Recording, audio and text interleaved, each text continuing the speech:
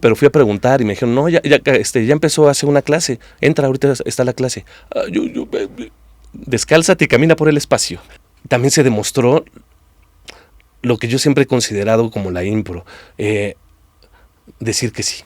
La gente que nos dedicamos a la impro no somos improvisados, porque somos improvisadores. Por eso digo que todo el mundo está improvisando, porque nadie había ensayado su propia vida. Uh-huh. La estamos improvisando, tomando decisiones al momento. La impro nace esa noche, y esa noche también ya nunca más la vas a volver a ver. Y eso lo vuelve muy bonito, porque es como la vida misma, única, irrepetible. Hola, ¿qué tal? Bienvenidos a Uniendo Puntos, el lugar donde donde queremos encontrar esos lugares comunes que tenemos las personas. Aquí constantemente, al dar la presentación, y lo platicaba con mi invitado y con mi maestro el día de hoy, constantemente digo que este es un lugar donde los miembros del medio cinematográfico, pero aquí quiero hacer un paréntesis donde en mi mundo, en mi cabeza, desde que empecé a hacer teatro, desde que me empezó a interesar el cine, la literatura, para mí siempre fueron una cosa común, para mí eran como la misma cosa y todo estaba, apenas terminaba uno, pero ya tenía que ver con el otro, entonces en mi cabeza esto siempre ha estado junto. Entonces el día de hoy quiero platicar de eso, quiero que platiquemos en esas cosas que tenemos nosotros para aportarle sí al medio, a la cultura, que es lo que nos convoca siempre en estas conversaciones, pero el objetivo es la humanidad, es las personas, el trabajo personal, el trabajo espiritual, todo lo que hay más allá de la persona. Entonces el día de hoy te quiero presentar a uno de los más grandes maestros de vida y por supuesto de teatro y por supuesto de técnica impro. El maestro que te quiero presentar el día de hoy lo he visto hacer de todo, lo he visto cantar, lo he visto tocar guitarra, lo he visto dirigir, lo he visto dar clases, lo he visto actuar, lo he visto hablar de la vida, lo he visto hablar de béisbol. Entonces está muy metido en todo lo que atañe al ser humano y por supuesto no puede hacer de otra manera con un teatrero de su nivel, con un director de su nivel. Bruno Salvador, sí te tenía que presentar así o tenía que decir el perro ovejero como la impro. Está padrísimo así. Maestro Bruno Salvador, ¿cómo estás? Bienvenido. Muchas gracias. Bueno, pues estoy bien contento de estar acá en esta entrevista y eso que dices de unir esos puntos, es más, yo creo que es importantísimo hacerlo, no solo en lo artístico, sino en esta época donde hemos sido fragmentados viendo nuestras diferencias y tantito le rascamos y vemos que tenemos tanto en común cualquier persona con otra, me parece muy importante. Sí, hay mucho eco en algoritmos, por ejemplo. El algoritmo puede ser muy bueno de cualquier red social o destructivo, ¿no? Entonces, pasa con los teatreros y con los cineastas, ¿no? Hay muchas conversaciones de, no es que yo hago teatro de texto, no es que yo hago teatro de género, yo hago para infancias, yo hago impro, todos estamos haciendo teatro. Sí, fijarnos en lo que nos une es importantísimo. Que luego es el 70, 80, 90% de las personas y nos separa un 5% de nuestro gusto al final bien específico. Exactamente. Pero bueno, yo te quise invitar, Bruno, porque me ha volado la cabeza varias cosas que has hecho. Te he visto haciendo teatro para niños, te he visto haciendo espectáculos musicales, te he visto haciendo impro, y yo te conocí particularmente tomando clases de técnica impro, que ahorita llegaremos de lleno al tema, y a mí la impro me provocó algo muy grande, que es incluso mi manera, ya no digamos de actuar, es mi manera de moverme en la vida. O sea, las cuestiones básicas de la técnica impro, cosas del tipo, el primer impulso es el correcto, por ejemplo, es una ley de vida, si tú quieres, es un serte fiel, escuchar tu voz, saber con quién quieres estar, dónde no, los proyectos, etcétera, etcétera. Entonces eso me movió mucho en mi natal Hermosillo, Sonora, y me hizo caer acá en estas clases y me hizo toparme con mucho más que solo la técnica impro, que por sí sola ya era un parteaguas en mi vida. Entonces, haciendo las místicas, como en la impro y en el teatro, que son lugares muy místicos, te quiero dar este obsequio. Muchas gracias. Hecho, como dices tú, luego en algunas presentaciones a la medida. Exacto. No es al momento, pero está hecho para la persona, va de todo corazón. Muchas gracias. Sí, el que dice Bruno, ¿no? Sí. El invitado que sí. No, sí. Lo practiqué. Perfecto.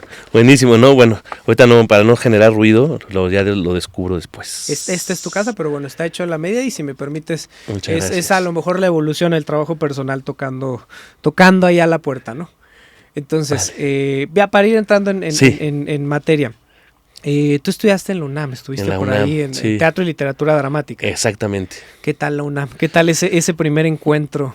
Pues mira, yo ya había hecho dos primeros encuentros con el teatro.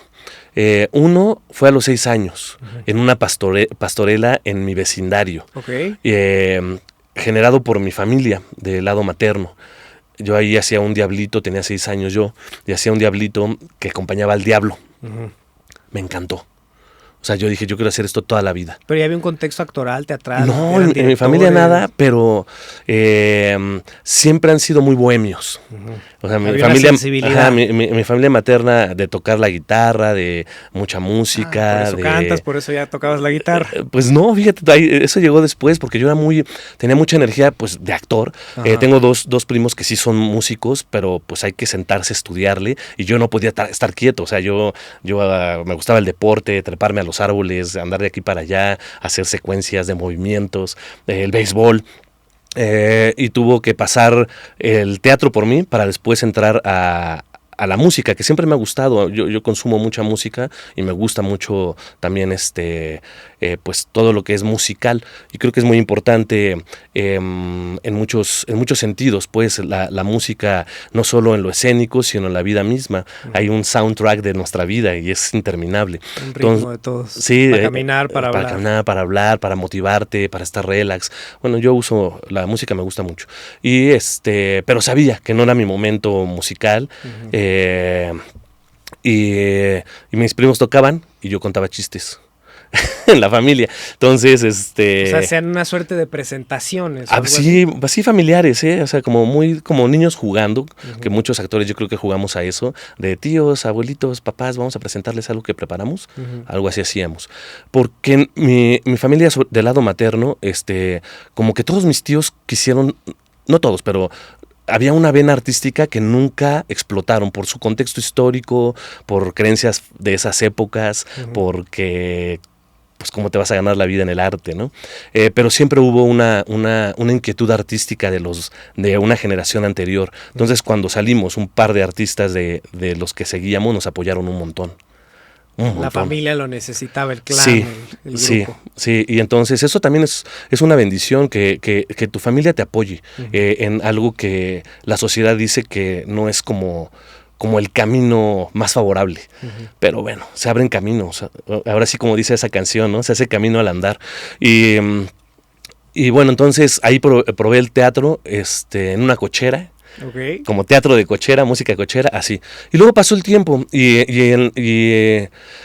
a los 15 años entré a un grupo en la prepa y me fascinó. Y ahí ya tuvimos la experiencia de ir a teatros. Ahí en el Centro Cultural del Bosque fue como la presentación, y otros teatros de la UNAM, porque era un CCH. Entonces ahí hacíamos teatro y estaba ya en un grupo de gente volcada a la cultura. Ya, ahí ya, o sea, ya ahí, que es el Colegio de Ciencias y Humanidades, todavía con el plan original. El plan original era pues muy activo, eran horas de exposición y horas de investigación, y pues esa oferta de ciencias y humanidades. O sea, no es de yo solo a las ciencias o yo solo a las humanidades, no. Los 3 años era cursar humanidades y ciencias. Entonces eso creo que también es muy padre, porque la ciencia es muy creativa. Entonces, pues eso me motivó un montón a entrar a ese grupo, que yo entré a preguntar cuándo eran las clases. Ibas pasando. Ya sabía que ahí estaba un grupo, pero fui a preguntar y me dijeron, no, ya empezó a hacer una clase, entra, ahorita está la clase. Descálzate y camina por el espacio. Y yo, ok, y ya, me encantó, y ya nunca más me bajé del escenario. Entonces, eso fue a los 16, y luego ya lo que me preguntabas en la UNAM, pues empezó justo ahí, en el CCH, y luego yo todavía creía que iba a estudiar otra cosa, medicina, psicología, fíjate, o veterinaria, pero sí tenía esa inquietud del teatro. Pero todo lo que mencionaste era para trabajar con el otro, no sé si te diste cuenta. Sí, y tenía una intuición, fíjate, ya probando ese pedacito de teatro en el CCH, tuve la intuición de poder cambiar al mundo con el teatro. Fíjate, o sea, es un objetivo muy grande. De un chavo de 17 años, 16. Más o menos, como 16, 17. Y yo quería cambiar al mundo con el teatro. Bueno, entonces, entonces fue lo que me llevó a meter la carrera, porque tenemos pase directo, y era una carrera saturada, la de literatura dramática y teatro. Tuve muy poca poco acompañamiento de qué otras escuelas sabía de teatro. No sabía yo mucho todavía de las otras escuelas, medio indagué, pero como que me ganó el tiempo porque estás en la prepa y entonces estás en otras cosas, te estás terminando de descubrir en personalidad, en y muchas siendo cosas. teatrero, muchas funciones y ensayos. Funciones, ensayos, gente que conoces, cosas que te atraen. La UNAM, que siempre abre una oferta increíble para todas las personas. Lo más bonito que yo tengo de la UNAM es que sí presenta un universo de las personas que hay en México. Te encuentras al más rico y al más pobre. Te encuentras al más talentoso y al menos talentoso. Te encuentras al más, o sea, sí, extremos. Sí, es verdad. Y en ese extremo, pues estamos todos los demás. O sea, es verdad, o sea, es un universo. Y entonces te da conciencia. Te da conciencia de dónde estás viviendo. Vives en México y hay de todo tipo de personas. Es un lugar de contrastes en todo sentido. Sí, y también te encuentras al mejor maestro y al peor. Y entonces, con esa emoción del teatro, voy a hacer presentar qué carrera, inscribirla, para ver si me la otorgaban. Para esto ya había indagado un poco las dos escuelas que había en la UNAM de actuación. Estaba el CUT y literatura dramática y teatro. Al final también siempre las historias me han gustado y escribir me gusta. La construcción de historias siempre me ha gustado. Mi mamá me leía mucho desde niño, desde muy chiquito, y a mi hermana, también tengo una hermana, y nos leía, ¿no? En las noches. La verdad que fue una niñez muy bonita. Entonces, bueno, ya sabes, con sus momentos. Sí, pero había la parte del despertar y la abstracción del niño que se imagina, fue leía. Muy construida, Sí. muy apoyada. Y nos leía, nos acostumbramos a las lecturas. Cuando ya empezamos a leer, ya dejó de leernos. Y entonces Ustedes le leían a ella, ¿verdad? Pues no, pero buscabas tus lecturas y nos proporcionaron. Ahora hay una maravilla de libros infantiles, antes no había tantos. Pero ahí teníamos teníamos un cuento para cada día, se llamaba una edición. Una antología. Ajá, y era un cuento con un calendario para cada día, 1 de enero hasta 31 de diciembre. Muy cortos, con letra grande. Y así poquito a poquito. Fíjate, yo creía que no me gustaba leer en la escuela, pero lo que no me gustaba es que me obligaran a leer ciertas cosas que yo no quería leer. Pero siempre me ha gustado la lectura, saber cosas y las ficciones. Entonces yo no me había dado cuenta que me gustaban tanto. Entonces cuando hubo la oportunidad de poner literatura dramática y teatro, dije, pues sí quiero también saber cómo se hacen historias. Y da otras posibilidades, porque dramaturgo, director y actor. Para mí me daban esas posibilidades, y que también en la escuela, en esa época, ahora ya sé que hay otras áreas, pero era tal cual, o sea, estaba la actuación, podías, o sea, era el tronco común y luego la actuación o la dirección, o la dramaturgia, nada más. Ahora también hay producción. Entonces, y no sé ahorita cómo está ahí adentro en la UNAM, la verdad que estoy muy alejado de eso, pero yo dije, pues sí, o sea, está bueno. Pero no sabía si hacerlo, ¿sabes? Todavía decía, pero sí lo voy a hacer. Porque mis papás ese día se fueron con la idea que yo iba a meter medicina. Ok. Sí, enseguida las facultades, ¿no? Muy cerquita. Y entonces, pues me formé como 3 veces en la fila. O sea, pedí así mi forma, metí una, y me arrepentí, salí, me da otra vez, tercera vez, dije, no, ya. Sí, o sea, esto es lo que siento, este es mi impulso, soy actor. Sin conocer eso, porque también hay una falsa idea en la sociedad de que para ser actor tienes que ser famoso, o famoso sobre todo. Si no eres famoso, no eres actor.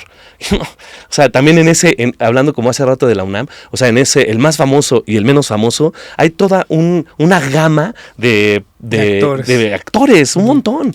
O sea, también ser famoso no quiere decir que seas muy bueno, ¿eh? Hay gente muy buena que nadie conoce. También hay famosos que son muy buenos. También hay no conocidos que no son tan buenos. Hay de todo. Sí. Entonces, es lo que quiero decir. O sea, hay una gama entre negro y blanco, hay una gama de grises gigantesca y así de cada color.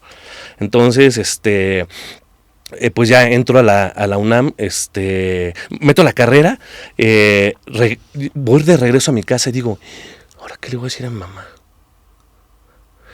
Y ya estaba preocupado, yo dije, uy. Y entonces ya mi mamá estaba ahí, me escucha entrar y ya me dice, ¿cómo te fue? Y yo le dije, metí teatro. ¡Qué bueno! ¡Ya lo sabíamos! Y ya me abrazó. Y yo sentí muy bonito porque o sea, me conmuevo mucho porque ahora que lo cuento, porque es esa libertad que me dieron mis papás para que incluso me diera cuenta de lo que yo quería. Y eso es una bendición. Pero también entonces se vuelve órale, yo lo elegí. Y allá adentro en la UNAM, pues bueno, ya te cuento que hay de todo. Hay mucha gente. Te permite construir tu propia carrera casi. O sea, tú eliges, el primer semestre no, pero a partir del segundo semestre tus maestros, o así era, o sea, tú podías inscribirte y si había cupo, entonces cursabas con ellos. Había maestros súper interesantes, hubo unos maestros muy buenos que me encontraron y encontré, y una generación que tuve, que es una generación de oro. La verdad que esa es una gran bendición en la vida, el poder tener una buena generación, y es una gran diferencia. Hay gente que no lo tiene, pero tiene otras cosas. En mi caso es maestros muy buenos que daban clases en todas las escuelas, que también ahí dije, tengo un montón de maestros, no sé, como el 60 o 70%, que además dan clases en las otras. Qué bien.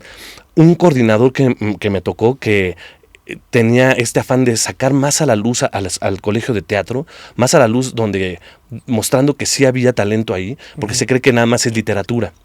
Pero que también había talento actoral, de dirección y de dramaturgia, y la convivencia entre escuelas. Los maestros eran jóvenes para ese momento, algunos nos llevaban solo 10 años o 15, o sea, eran jóvenes.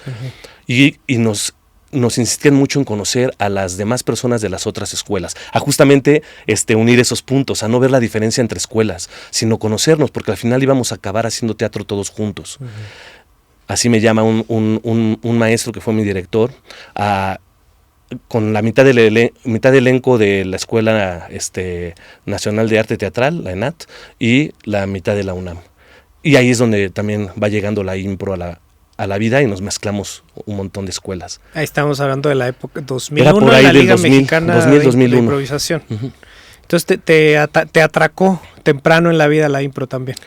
Sí, sí, íbamos la mayoría como a la mitad de la carrera, y en ese primer momento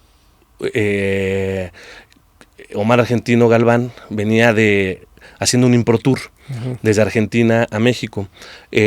Hubo una generación anterior de impro en la Ciudad de México, por ahí del 93, 92 o 92, 93 o 93, 94, creo que 92, 93, que hicieron impro cuando eran jóvenes de veinteañeros, y no era el momento del teatro mexicano para la impro continua, quiero decir, ni del público.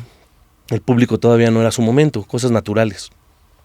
Pasó una década para que entonces fuera continua.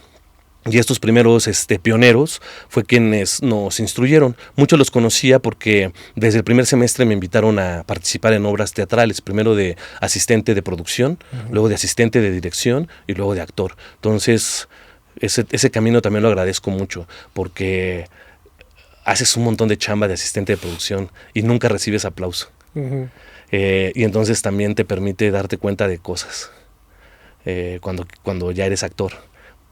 Ver a la gente. Sí, ves el mundo completo. Ajá, que está ahí, así, decirle muchas gracias al que está limpiando el escenario donde tú te vas a parar. Hasta también reconocer pues a los grandes en cuanto a la dirección. A los virtuosos. Pero todos son importantes como en un barco. O sea, el teatro es...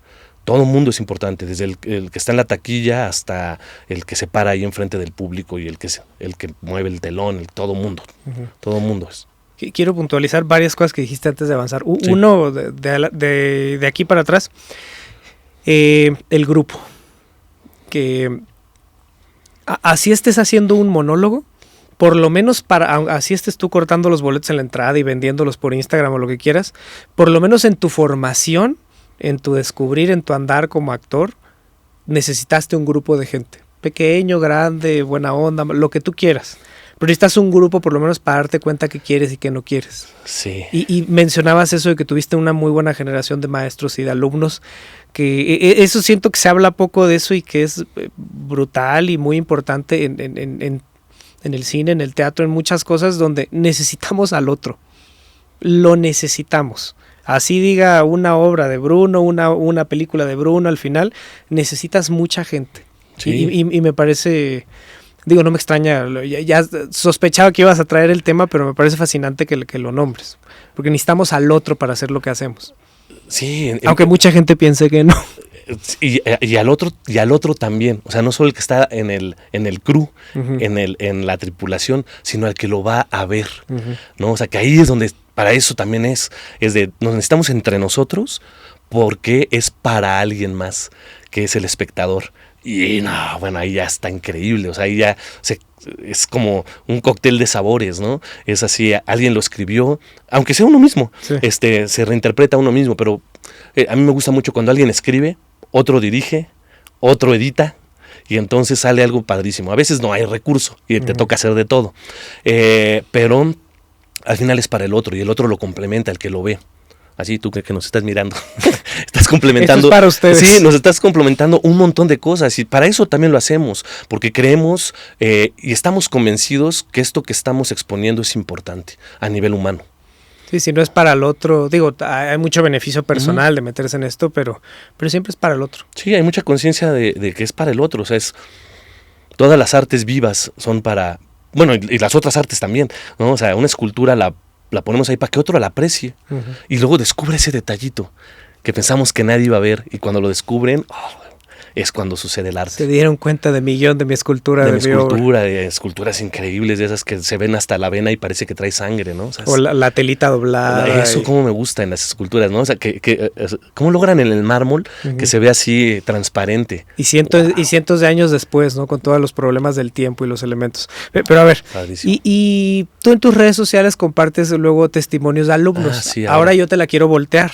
¿Cómo te golpeó, te movió, te atracó la impro cuando llega a tu vida? Para mí fue un momento muy fuerte y por eso te lo pregunto con esas palabras. Sí, estaba bien, es bien interesante porque yo venía haciendo béisbol desde chico, y es un deporte que me gusta mucho, es el deporte que más me gusta. Me gustan todos los deportes de pelota, tengo que aclararlo, por eso digo que es el que más me gusta, pero me gusta mucho el voleibol, me gusta mucho el básquetbol, el fútbol americano, el fútbol soccer, sí. No tengo el tiempo para verlo. Veo muchos reels, ya no tengo ese tiempo, pero tampoco antes me clavaba tanto en verlo, también me gustaba jugarlo. Y esa es una cosa importante, el deporte. Ahorita pasa por qué. Luego, en mi primer semestre de la carrera en la UNAM, el maestro que me toca es Carlos Corona, y él nos da a todo mundo, porque veníamos de muchos contextos, porque la UNAM pues es el pase directo, y no todo el mundo había hecho teatro, o sea, como que no había un filtro para aceptar alumnos, que esa es una de las cuestiones que es pro y contra, ¿no? O sea, su mayor ventaja y su mayor desventaja. Sí, porque acepta a todos. Que eso también luego tiene que ver con cómo yo quise abrir los talleres a todo mundo. Pero junto con el grupo Improtop, yo no solito, o sea, siempre he sido o sea, me gusta. Ahorita llegamos a Improtop, me gusta. Y entonces, nos da técnica impro, ¿no? Él había hecho técnica impro en los 90s y nos dijo, esto les voy a dar, pues, porque considero que es muy importante lo lúdico para actuar.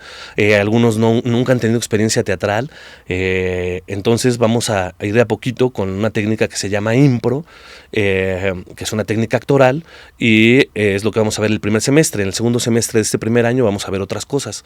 Y entonces nos dio las rondas, juegos de impro, de la técnica impro, y yo dije, wow, y nos decía en las clases, ¿no? Bueno, es que existe una cosa que se llama teatro deportivo. Y ahí yo dije, ¿cómo? ¿Teatro deportivo? O sea, deporte y teatro. Sí, nos contaba, ¿no?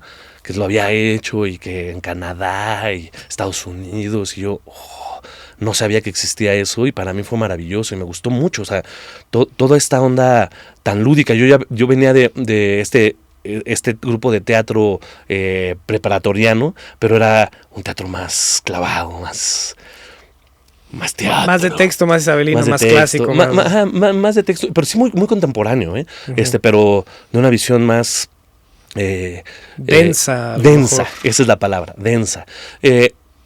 Y me gustó mucho también, o sea, y me gusta ese teatro. Ya no lo procuro tanto, porque luego también, como se hace artesanalmente, lo repites y también generas químicas en tu cuerpo, que no es en el cine grabas un día y puedes explotar esa química, porque generas la química de la ficción, o sea, como en el sueño, o sea, sueñas que te persiguen y te pusiste tenso, es un sueño, pero generaste esa química. Sí, se queda en el cuerpo. En la ficción pasa igual, o sea, sabes que es una ficción, pero se queda la química, o sea, sí segregas esas sustancias y se tardan en irse. Entonces, por eso luego el teatro tan denso, o sea, que lo vas a estar repitiendo. Hay que tener cierta condición Tienden y a ser cierta fuerza. oscuros los amigos que lo hacen. Y cierta fuerza también mental. Entonces, descubro esto lúdico y también dije, de aquí soy. O sea, yo quería actuar to play, ¿sabes? O sea, esa es la parte. Sí, los de habla inglesa lo entienden perfecto. To play, esto es lo que yo quería, jugar. Yo siempre no he querido nunca dejar de jugar. Pero yo era bien clavado, todavía, pero ya no tan denso, ya no tan en esa oscuridad. Y me ayudó mucho la técnica para mí no solo ha sido una técnica más, ha sido un camino. Y ya con el grupo Improtop se volvió un camino interior, donde me permitió descubrirme, ir quitando capas de cebolla, como Shrek. y entonces, ¿qué crees? En un momento en esa época, medio estaba desilusionado porque no estaba cambiando el mundo. ¿Te acuerdas que te dije? Yo dije, no, el arte no. A los 21 años sentías que no habías hecho nada con tu vida, entonces. Ya más como a los 24 cuando se funda bueno, Improtop. ya un señor. Sí, un señor. Yo sentí así como de, no, está bien difícil, o sea, con el arte se cambia el mundo. Entonces, yo creé eso, ¿no? O sea, y me desilusioné de ver que no estaba sucediendo como yo creía que podía pasar, ese cambio del mundo. Y entonces aparece la oportunidad de abrir nuestro propio grupo de impro, a partir de un mundial que se hace en español, porque la impro se hacía solo en inglés y en francés en encuentros internacionales, porque es una técnica que se consolida entre Inglaterra, Estados Unidos y Canadá, y en Canadá se hace este formato de match, el formato deportivo, el primer formato deportivo, donde se asienta la técnica ya bien, viene desde los 40 y se asienta en el 81. Sí, se establece como técnica, antes eran como intentos. Intentos y irlo descubriendo y sí tenía un camino, pero ya, o sea, al volverlo deportivo, pues es como un deporte, tiene ciertas reglas que puedes seguir y puedes enseñar a otro de una manera mucho más limpia y mucho más clara en una técnica que A, B, C y luego D. Entonces, se hacía en francés o en inglés y se hace el primer encuentro de impro en español en la Ciudad de México, en el Teatro Helénico, en el 2004. Y a partir de ahí, al fundador del grupo Improtop, que es Fabián Garza, se le ofrece... Saludos a Fabián. Saludos a Fabián. Te queremos mucho. Sí, te queremos un chorro. Sí, que si está dispuesto a crear ejercicios para la construcción de equipos de trabajo en corporativos, el famoso team building, y era el 2004. Y dijo, va, por eso se llama Improtop el grupo, Improtop, porque era para el top de los empresarios, para los corporativos, para los que querían descubrir esta oferta forzó la creación formal del grupo, sí, como empresa, como grupo. Exactamente, okay. y nosotros estábamos dentro de la Liga Mexicana de Improvisación haciendo lo artístico, y empezamos a hacer estos talleres. Y de ahí también salió la oportunidad de hacer algunos pilotos para la televisión, para llevar la impro, como en Estados Unidos, que sí hay impro. Luego hubo en México, en Canal 11, pero pasó mucho tiempo. O sea, la tele mexicana no quería abrirse y no se abrió tanto que ya está quién sabe dónde. O sea, en las televisoras abiertas, lo que había en esa época. O sea, ahora ya hay otro tipo de televisión, es el streaming, es una producción increíble, se hacen cosas padrísimas. Y ciertas televisoras estaban reacias a que sabían cómo era el camino y no estaban viendo el futuro que estaba viniendo. Entonces se cerraron mucho. Yo creo que si se hubieran abierto, a lo mejor, bueno, no sé, eso ya es otro asunto. Pero lo que sí sé es que hicimos pilotos, hacíamos cosas en Improtop, hacíamos nuestros talleres que no se peleaban para nada con lo que hacíamos en la LIMI. Luego empezaron a aparecer más integrantes de la LIMI. La LIMI es la Liga Mexicana de Improvisación y que quisieron hacer también su propia impro. Nos invitaron a jugar a otros formatos, hasta que nosotros también tuvimos nuestra vena artística. Ya no solo queríamos hacer cuando aparecía algún taller para algún corporativo, y entonces abrimos los talleres para todo público y estrenamos nuestro show Impro Broadway, porque a todos los integrantes de Improtop nos gusta mucho la música y somos muy musicales. Y pues así fue como se fue dando esa situación de la impro, y así llegó. Y Omar Argentino Galván, que la verdad que fue mi primer maestro formal de impro.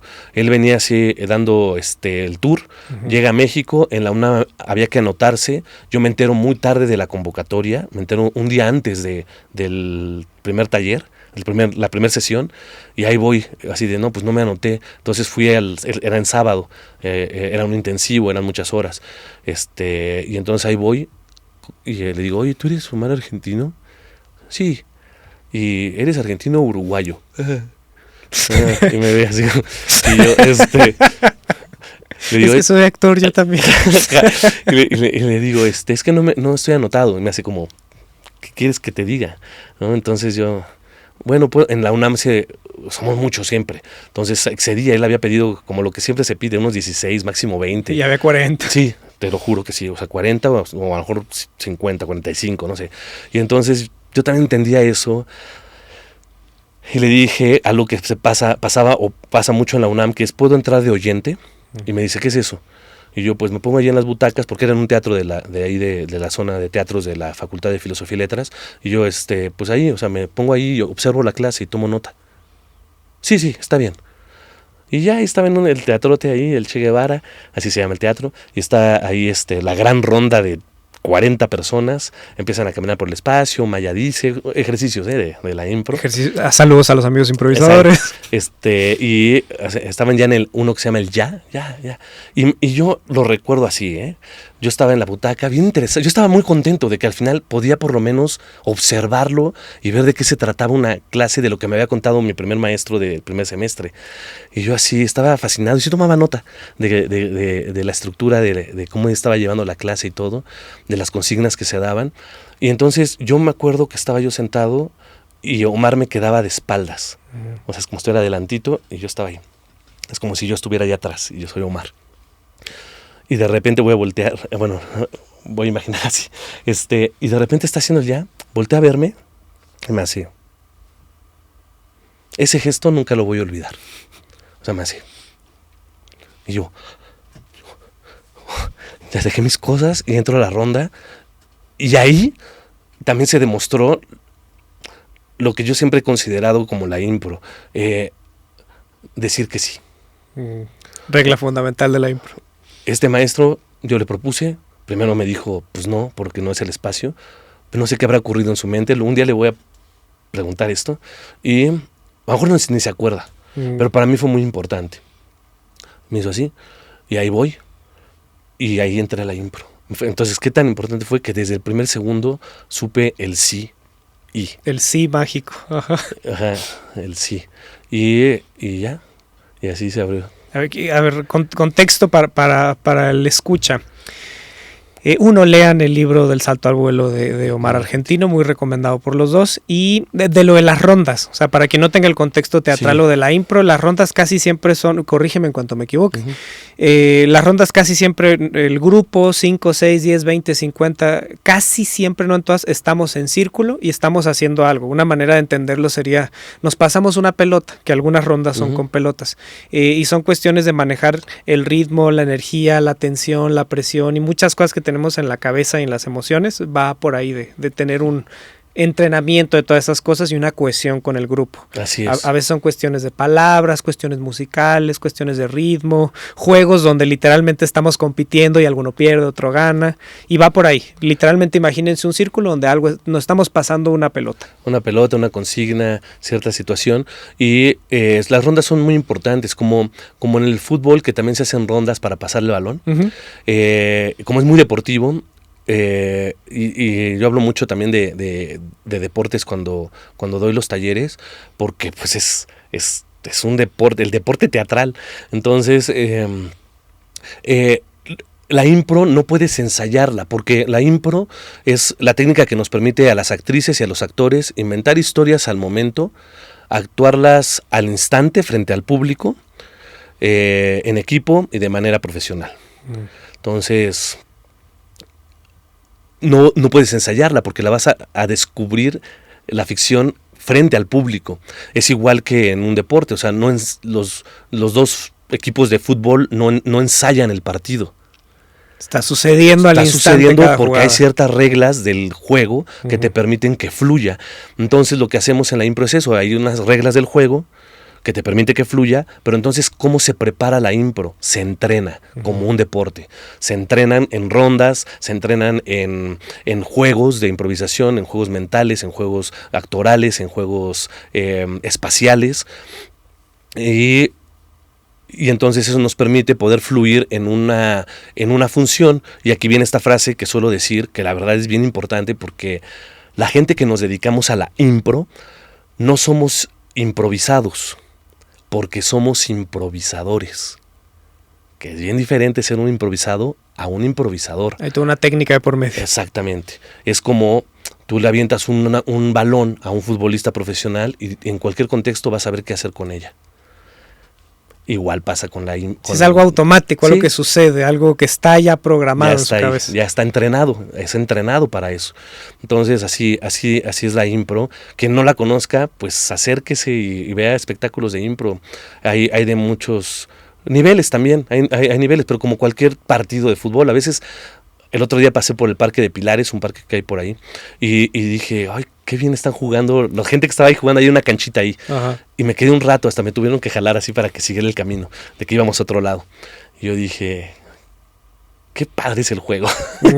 O sea, a mí me atrae ver así un partido llanero como también ir al estadio. En una función de teatro de texto, por ejemplo, de cualquier denominación, si nosotros somos el grupo que está ensayando la obra, nos vamos a juntar lunes, miércoles y viernes, 2-3 meses, lo vamos a ensayar y ya hay una puesta en escena, cuando yo te digo tal cosa, sale la luz, etcétera, etcétera, ¿no? Estamos de acuerdo en lo que va a pasar. Y en algún punto me hacían ay, no me acuerdo quién de los... tú fuiste el maestro principal que yo tuve, pero a veces había maestros adjuntos y demás, ¿no? No me acuerdo quién nos hacía esta distinción, que decía, es que es diferente la técnica impro a la improvisación. Si tú estás en un teatro de texto, por ejemplo, y yo sé que cuando diga, entonces va a apagarse la luz y no se apagó y yo improviso y hago algo que no estaba en el texto, estoy improvisando como herramienta, no como técnica. Nos hacía esa distinción. Y la técnica impro, que es de lo que estamos hablando, pues tiene sus reglas, tiene sus libros, tiene su etcétera, etcétera. Y en una función de impro, por ejemplo, algunas del grupo, vas entrando ahí, das tu boletito y te dan un papel para que tú escribas un título de una historia. Uh-huh. Y los compañeros que están al frente improvisando dicen, a ver, vamos a improvisar ahora una comedia romántica. Y para esa comedia romántica se va a llamar tal. Y tienen que llegar a ciertos objetivos y tal y tal y tal. Y se le va pidiendo al público cosas. Sí.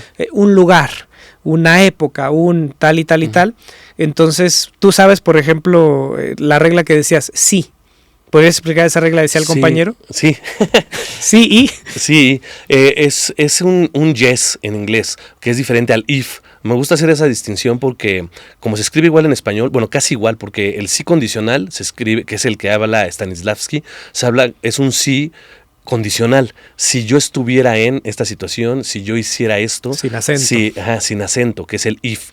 Y el yes es un sí con acento. Uh-huh. Es sí. Entonces es aceptar las propuestas tanto propias como las de los compañeros y las compañeras en escena.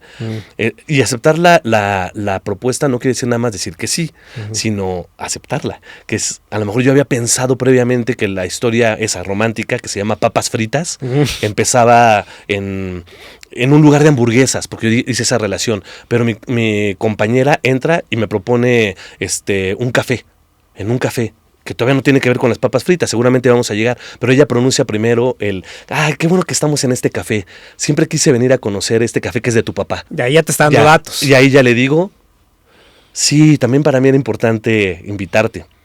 Y ya acepto su propuesta. No solo decirle sí con lo verbal, sino ya, es así. Y olvidar lo que yo había pensado y construir lo que está pasando. Que para las personas que somos súper aferradas nos viene muy bien esa situación de ir soltando. Porque nos construimos ideas. Pero vamos a ser honestos, nunca ha sido como uno cree. Piensa, yo siempre pongo este ejemplo, piensa en tu primer beso.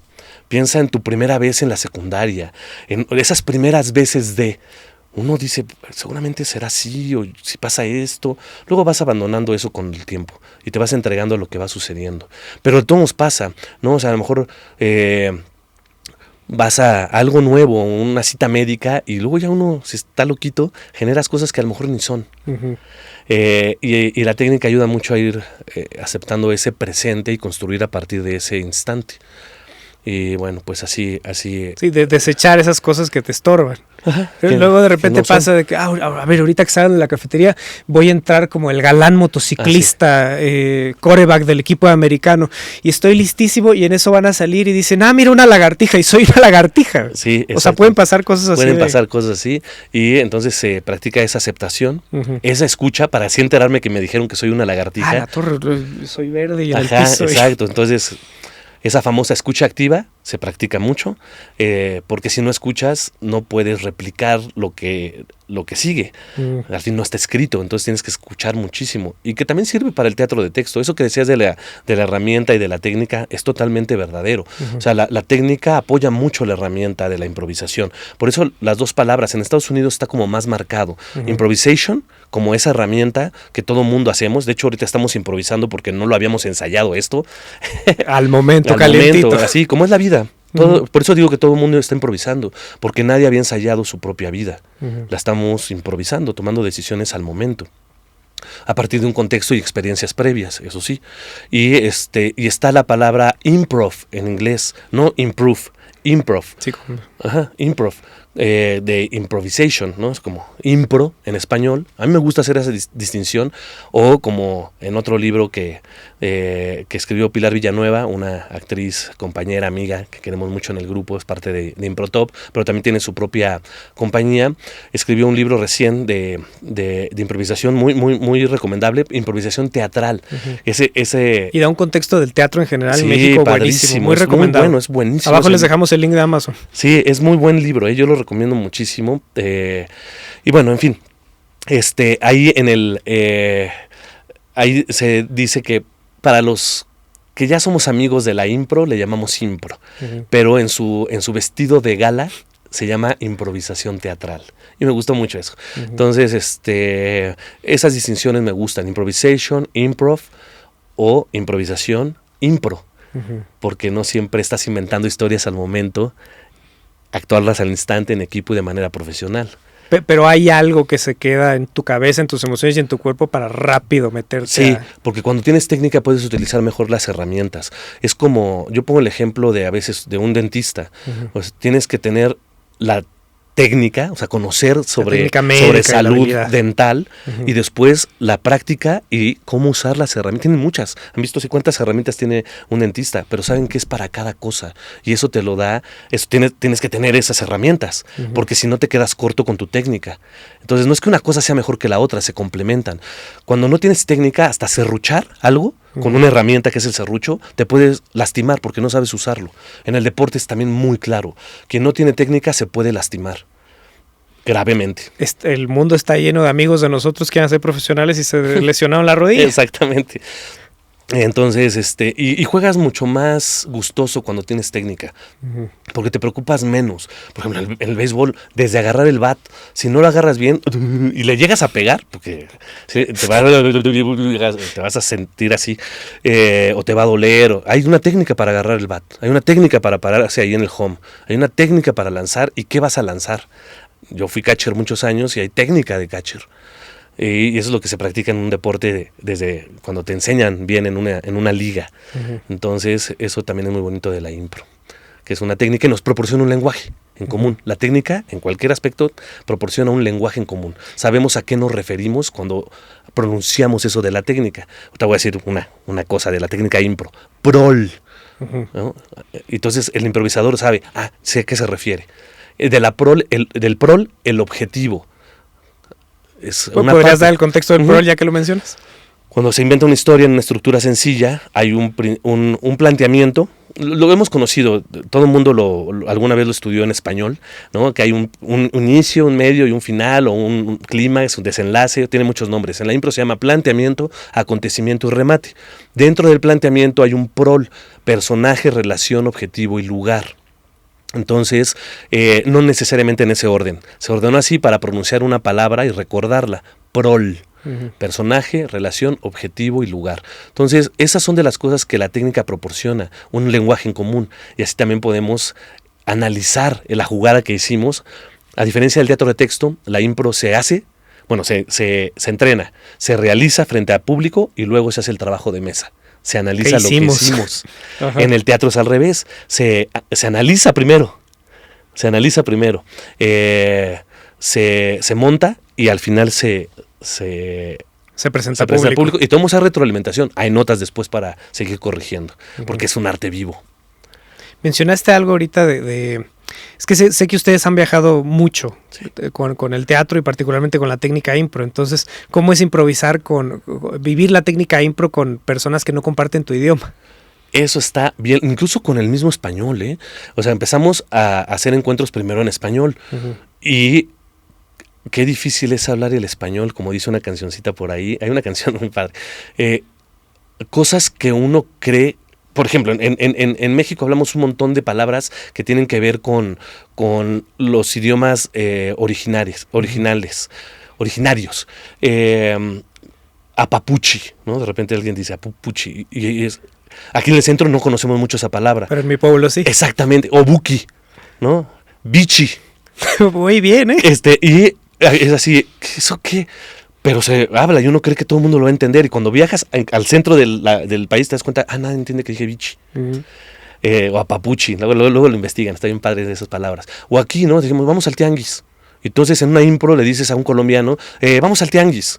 Lo dejas frito. Así como ellos te dicen otra cosa que tú no vas a entender en el español, ¿eh? Me acuerdo que una vez en un encuentro le dieron a un equipo, no me acuerdo, creo que español, no me acuerdo, pero le dijeron, en las trajineras. Que empiece la impro en las trajineras. Y ellos, ok. Y empezaron en un trajín, o sea, con mucho trabajo en una... Okay. Porque no sabían que era trajinera. Entonces hay palabras que o cambian de contexto en español o se usan diferente, pero ahí está la técnica. Ya es mucho más fuerte cuando estás hablando un mal inglés y estás improvisando en inglés, porque no es lo mismo comunicarte en un mal inglés en la vida. Yo soy de eso, o sea, yo fui a un viaje con Improtop a Estados Unidos y no hablaba nada de inglés. Eso también me ayudó a decir, ok, me voy a arriesgar a hablarlo, porque eran prejuicios que yo tenía. Pero tenías que actuar en inglés en la noche, entonces más valía. Sí, me gustó mucho trabajo, la verdad, o sea, pero ahí afloró también todas mis herramientas actorales. Entonces fue muy corporal. Luego hasta me felicitaban. ¡Ay, qué corporal! La mímica, la pantomima, los gestos que claros. También siempre me han gustado esas cosas en la impro, porque yo considero que si no hay acción, no todo tiene que ser la palabra, o talking heads le dicen en inglés, ¿no? O sea, cabezas hablantes. No tiene que ser así. Tiene que haber un momento donde si yo cerrara los ojos en una impro y el público reacciona, y yo no sé qué está pasando porque no es verbal, sino algo está ocurriendo en acción y me obliga a abrir los ojos para ver qué está pasando, algo teatralmente está bien hecho. Si yo cierro los ojos y no me estoy perdiendo de nada, algo teatralmente no está bien hecho, porque el teatro es acción. Ese es drama. El drama en griego quiere decir acción. Entonces, si no hay acción, tanto física como verbal, o separadas, solo verbal o solo física, algo no está teatralmente bien construido, digo yo. Y entonces ahí pues me aplaudieron mucho esa situación que tenía que ver con una carencia, pero poco a poco pues fui arriesgándome a hablar mal también en la escena, pero eso me ha ayudado mucho cuando viajo, a hablar un mal inglés, que cada vez es mejor, en lo cotidiano, pues ya hice el ridículo ahí, que eso también ayuda mucho la impro. La impro te va desinhibiendo y conquistando seguridades que a lo mejor no tenías en un contexto de vida, para que tu improvisación, que es tu vida misma, sea mejor. Entonces, sí es muy complejo, porque hay muchos acentos en inglés, o sea, hablando en inglés, o sea, hay franceses que van a hablar inglés y lo pronuncian de cierta manera, y hay irlandeses que aunque hablen inglés, hablan un inglés muy particular, y mexicanos que hablamos con cierto acento, todo este mundo tenemos acentos. La primera vez que nos presentamos con una cosa que se llamó One World, One Stage, en Chicago Impro Festival, pues estábamos muy nerviosos todos, porque era nuestro primer encuentro así, de todos los grupos, invitados, hablamos bien mal. Y el director de ese momento, Jonathan Pitts, nos dijo, ustedes tienen algo en común, son como primos, porque son parientes de la impro, o sea, son como hermanos de impro. Confíen más en la técnica que en el lenguaje, en el inglés, que no es su idioma natal. Y sucedió la magia. Y por ahí podríamos decir que encuentras la fuerza, la estabilidad que te da una técnica, Sí. Bueno, y todos los años de teatro y de sensibilidad artística. Sí, la técnica te aterriza. Entonces confías que el otro que aprendió impro del otro lado del océano, conoce la técnica y sucede. Y suceden las historias. Porque al final, en esos también puntos de encuentro, hay cosas que vamos a conmovernos de las mismas cosas, que vamos a reírnos de muchas cosas parecidas, y a veces no tiene que ver con lo que hablo. Y a partir de esas experiencias fue cuando dije, yo quiero hacer cosas que no tengan que ver con solo la palabra en la impro. Quiero hacer cosas que tengan que ver con la acción. Y además le presentaban un grupo cuya mayoría, el público, cuya mayoría eran ciudadanos estadounidenses, que seguramente traían mejor inglés que ustedes. No, y se reían mucho cuando nos esforzábamos por el inglés. A mí me quisieron mucho porque veían cómo me esforzaba. Y porque también eso hacen las ficciones, en cine, en teatro, en televisión. Te ves proyectado ahí, como humanidad. Aunque sea muy específico. Sí, o sea, aquí son un grupo de personas que están sin saber, se aventaron al vacío para emprender el vuelo. Y eso le da vértigo también al público y por eso es tan emocionante. Y que una función no va a ser como la siguiente, porque es lo más efímero de lo efímero. El teatro es efímero. La impro nace esa noche y esa noche también ya nunca más la vas a volver a ver. Y eso lo vuelve muy bonito, porque es como la vida misma, única, irrepetible. Y entonces, cuando ven a esas personas, más allá que somos actores improvisadores, a esas personas que no saben qué función van a hacer, ya hay una empatía del público con nosotros, una empatía de, a ver qué hacen, o sea, yo me pondré muy nervioso en esa situación. Entonces es como ver al cirquero cruzar la cuerda floja o la cuerda tensa allá arriba, así de que sabes que es un especialista, pero cabe la posibilidad que se caiga. Sí, no estás viendo un video, lo estás viendo al momento. Viendo ahí. Y eso da la impro. Entonces, cuando ven que alguien extranjero se esfuerza para crear esa historia, te aplauden mucho y ven la técnica. Cómo te apoyas de otras cosas actorales para que eso emerja y sea una buena función. Oye, Bruno, y referente a la palabra, a decirla, a no decirla, lengua de señas mexicana, los amigos de Seña y Verbo, cuéntame. Eso es padrísimo porque en Improtop, el grupo en el que estoy pues es ese, Improtop, y somos muy estudiosos de la técnica. La verdad que la queremos mucho porque nos ha permitido tal cual viajes, experiencias, un autodescubrimiento, un acercamiento incluso espiritual. Y pues una forma de rendirle respeto a la técnica es seguirla investigando. ¿No? Al ser al momento, muchos grupos de improvisación, no quiero decir que todos, pero muchos grupos solo quieren también lo inmediato que proporciona la impro, ¿no? O sea, es te permite, una técnica que te permite jugar por encima, como también cualquiera puede jugar fútbol con un frutzi. Perdón, ¿puedo hacer un paréntesis en eso? Porque me parece fundamental que lo menciones antes de ir a Seña y Verbo y a Lengua de Señas Mexicanas. Yo justo estuve estudiando con ustedes por unos años, y al principio yo lo asociaba con algo lúdico y de jugar y de reírnos y todo bonito y rosa y casi teatro para niños. Y me acuerdo fueron 10 semanas de entrenamiento, ¿sabes? En el último laboratorio que hicieron, justo de la mitad para adelante empezó a tornarse una improvisación muy oscura y como posibilidad. O sea, los dramas y la oscuridad voy a decirle texto por falta de recursos, las cosas que decíamos y que pasaban en escena estaban viradas a cosas muy distintas a eso lúdico, rosita y casi para niños. O sea, el abanico de posibilidades es casi infinito, tal vez. Sí, tiene también que ver con el elenco o el grupo humano que tengas, porque si tienen conocimiento en otras áreas de la ficción, pues puedes ir a otras profundidades. Es como cualquier cosa, ¿no? Ahorita se me vino a la mente el océano. Es de, si buceamos y apenas estamos aprendiendo, pues vamos a un arrecife donde te la vas a pasar muy bonito. Pero si ya eres un buzo con experiencia, vámonos a otro lugar. Vamos a llevar lámparas, vamos a meternos ahí a una cueva que hay. Entonces te permite, ¿por qué? Porque tiene la técnica para salir de ahí. Porque también meterse a esas honduras, hay que saber cómo salir de ahí. Y la calma, el sistema nervioso entrenado. Exacto, y al haber tenido las otras experiencias. Y también siempre será muy grososo regresar al arrecife. Sí. Y eso. Entonces es algo así, y que investigamos la impro. Entonces también, y que nos movemos en otras otras áreas de la actuación. No solo hacemos impro, hacemos teatro de texto, hay gente que hace cine, más cine que otros, hay gente que hace más televisión que otros en el grupo, hay gente que hacemos más teatro para niños que otros, hay gente que... hay de todo. Y hay músicos, hay mucha ajá. diversidad en el grupo. Entonces, eso también nos hace irnos moviendo y siempre vamos proporcionando, yo digo la crema, como en España que dicen la crema, ¿no? O sea, damos la crema. ¿Qué quiere decir esto? Lo mejor de lo mejor. ¿Por qué? Porque tiene que ver con lo que estamos investigando en este momento. Ya cuando ya pasaron lo básico. O sea, ya de lo básico, pues es básico. Son los rudimentos, son lo necesario para aprender la técnica. Pero ya avanzaditos, pues les compartimos desde donde estamos. Si hay interés, pues muy bueno, porque también es donde ahorita estamos investigando.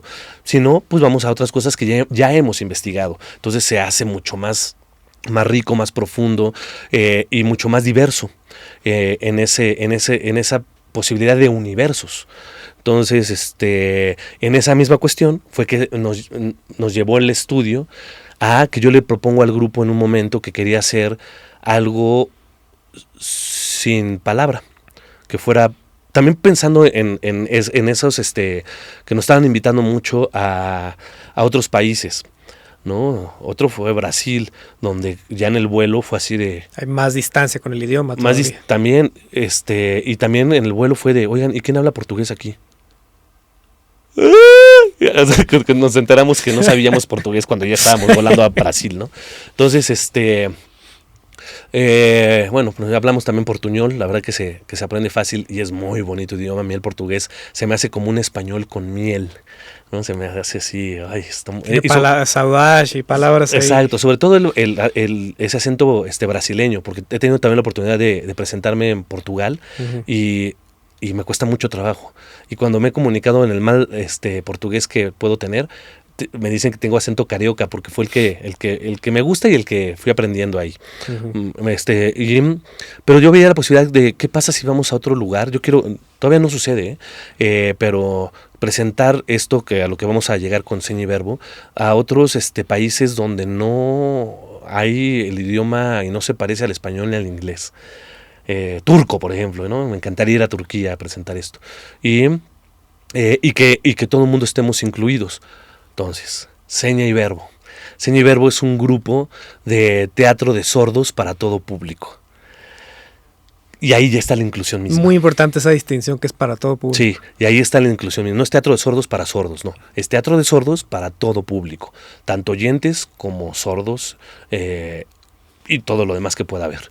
Entonces, ya en sí mismo estaba dado. Entonces yo le propongo a Improtop este entrenamiento, como que no hubo eco, fue un momento donde estaban pasando muchos cambios y yo dije, bueno, no sé con quién hacerlo, lo voy a investigar yo solo, y me habla Seña y Verbo, que ya había trabajado con ellos hace un tiempo, y me hablan así de, oye, estamos interesados en que nos vengas a dar un taller aquí al grupo de impro, porque queremos hacer un espectáculo de impro como los de oyentes, pero de sordos para todo público. Y como yo conocía pues el carisma que tiene este grupo, es su visión, sus valores, yo dije, claro que sí, aparte es lo que yo estaba esperando, un grupo con quien poder investigar ficciones sin la necesidad de lo verbal, sino con la pura acción física. Y así es como nace Acting, un espectáculo de improvisación que hacemos Improtop y Seña y Verbo, donde yo proporciono la dirección. Fue también todo ese taller para llegar y ellos ponen el talento artístico y pues los amos de la comunicación no verbal. Entonces es muy bonito verlo. Sí hay lengua de señas mexicana, en el intercambio con el público se piden cosas. Fuimos a Chile, donde es otra, esto es muy interesante, en cada país, aunque sea de habla hispana, es una lengua de señas diferente. Entonces una de Socorro Casillas, ella se puso a aprender señas chilenas para poder hacer la traducción. Sí, entonces yo estaba hablando en español para los oyentes y en señas mexicanas para el grupo. Y ella veía las señas mexicanas, interpretaba para los sordos chilenos con las señas chilenas. Madre mía, qué cantidad de trabajo. Pero eso es padrísimo, no me encanta. Y al final dices, bueno, ¿todo eso para qué? Para que haya una ficción, una pequeña ficción a la manera de un estilo, es la manera de ese estilo y se presenta. Y ahí todo el mundo se relaja porque solo hay acting. Y eso es muy universal. Yo me imagino que que así pudo haber sido en un principio cuando nos sentábamos al fuego, alrededor del fuego, a compartir un día cuando todavía no había mucho verbal sino gutural, ¿no? Yo me imagino como...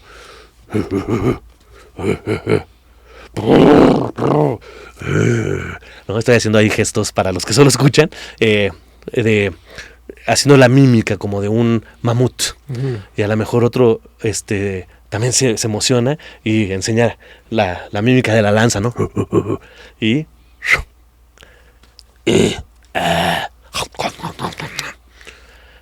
¿no? Así, ahí ya estábamos inventando cosas para comunicarnos, ¿no? Yo creo que llegó antes la expresión corporal que la palabra. Que va de la mano con el teatro, que es iniciático, que se reúne, claro, que tiene una connotación espiritual, además. Entonces yo creo que era la necesidad humana de comunicarnos sin palabra.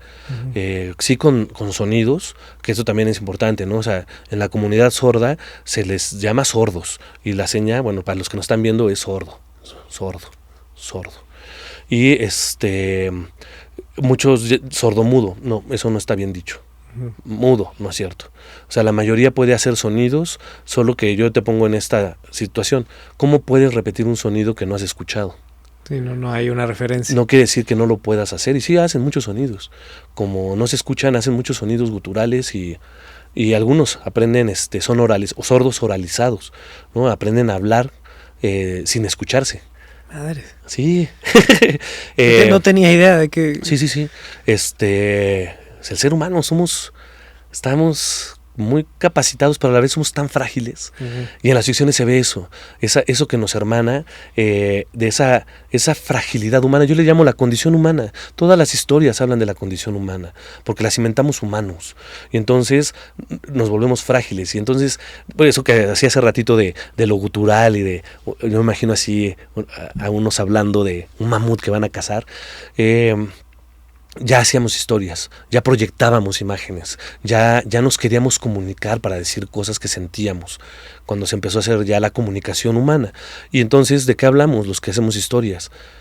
Pues de eso, de la condición humana. Sí, somos gente hablando de la gente. Exactamente, y aunque sea cosas bien locas, ¿no? Así, en una nave espacial donde, que hemos visto en las caricaturas, cada vez hay más mezclas, hay paletas hablando, pero al final hablan de algo humano. Por ahí hay un escritor que me gusta, ¿no? Alan Moore, que es un escritor de ciencia ficción. Dice que la ciencia ficción, que realmente se llama ficción científica, science fiction. O sea, tendrías que ponerlo al revés, ¿no? Ficción científica, tendría que ser la traducción. Bueno, en fin, sutilezas. Pero él dice que es esa ficción que sí tiene un detonador científico, pero que habla de cosas sociales de este presente, que esa es una buena ficción científica. Y bueno, por ahí hay unas, ¿no? Black Mirrors, que es un futuro no tan lejano, pero está bien rudo, porque nos está hablando de cosas que ya están pasando, no tan así, no tan monstruosas, pero sí da vértigo porque ya está sucediendo. Sí, pero la exageración te ayuda a entenderte muchas veces. Pero presente, no ese futuro, sino esa situación humana. Y mira, ahorita regresando, para ir regresando, ¿no? Esta cuestión que me decías de lo grupal, que siempre han estado un grupo, yo creo mucho en la tribu, ¿sabes? En la familia. Por eso hacemos en impro, todos hacemos mucha impro familiar, pero creo en la familia, creo en la tribu, y creo en lo espiritual. Yo creo en Dios y creo en que necesitamos ese canal espiritual. ¿Por qué? Porque yo creo que hay un futuro que viene que va a estar lleno de máquinas. Y para que ese futuro sea bueno, hay que regresar a los valores de cuando éramos tribu. A la mística, al reunirse, al otro. Cuando éramos tribu, las cosas que sí funcionaban. Yo sé que después la sociedad, ¿no? O sea, es un mundo caído y pasan cosas, ¿no? O sea, hay quien reniega de la familia, de las instituciones, ¿no? O sea, yo no confío en todas las instituciones, por ejemplo. Pero sí había un poder de reunirnos como tribu, que eran varias familias. Esa es la tribu, varias familias, para un bien común. Y ahí había valores bien importantes, valores de este mundo, valores del otro intangible y espiritual. Yo creo que recordando esos valores, o sea, volviendo a ese camino, ese futuro va a ser bueno. aceptando la tecnología que venga. No es como decir, no, la tecnología es lo peor. No, qué bueno que está ahí. Pero para no deshumanizarnos, que es ese miedo que se tiene, pues entonces, ¿qué hay que hacer? Juntémonos como tribu, alrededor del fuego, inventemos historias, contemos nuestras historias. Por eso este espacio es padrísimo, porque nos permite, yo me imagino que aquí hay una fogata, y entonces estar hablando en la hoguera, en el hogar, fíjate, de ahí viene la palabra hogar, donde se cocinaba, donde se ponía algo a asar, donde nos permite la convivencia. Yo creo que es bien importante eso, y entonces va a haber un buen futuro, si regresamos a eso que nos hizo juntarnos como especie, en lugar de separarnos cada vez más como especie. O sea, es un flechazo eso a los objetivos. O sea, comparto todo lo que dices, sí, no tengo nada que agregar. Entonces, como eso. ¿Y qué ayuda mucho a eso? Sí, las artes vivas nos acercan mucho a eso. A volver a recordar ese contacto humano de presenciar una ficción. Ya desde ahí. Una ficción que habla, ¿qué? De la condición humana. Donde me puedo volver más empático con respecto a mi propio camino y comprender a los demás. Que sí somos bien diferentes, pero tenemos muchas cosas en común, porque en una sala de cine de repente todos estamos llorando de lo mismo que está pasando ahí. O riéndonos o enojándonos. Todos amamos al mismo, odiamos al mismo. Y ahí no importa a qué equipo le vas, cuáles son tus preferencias, en qué carro llegaste. De qué carro llegaste. Y eso es increíble. Ojalá que vayamos más por ese camino, porque cuando dicen, yo me había enojado de que no estaba cambiando el mundo, y ya para cerrar este tema, ¿y qué crees? Después descubrí, con todo esto que te digo, que sí había cambiado el mundo, el mío, y entonces todo fue diferente.